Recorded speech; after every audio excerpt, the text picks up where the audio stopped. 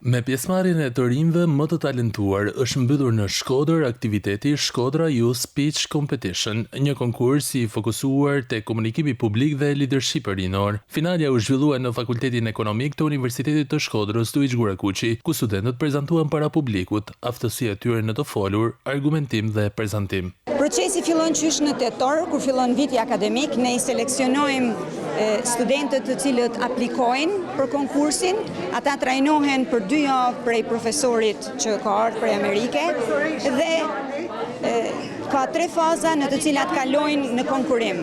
Kjo ishte faza finale dhe sot kena shpall 3 finalistët. Vi nga gjimnazi atë pjetër me shkolla, këto kam marrë eksperienca shumë dobishme për jetën, di se nuk kam marrën eksperienca i to, kam i përdor ta një jetën teme, edhe jam shumë e lumtur për fitoren. Eksperienca ka kanë diçka si ta një jetën kam më nimu, tash di tana aftësi që më duhen për me folë me njerëzit, të folë në publik. Aktiviteti u shoqërua me interes nga të rinj dhe publiku i pranishëm, duke kthyer këtë finale në një hapësirë motivuese për promovimin e talenteve të reja dhe kulturës së debatit në qytetin e Shkodrës.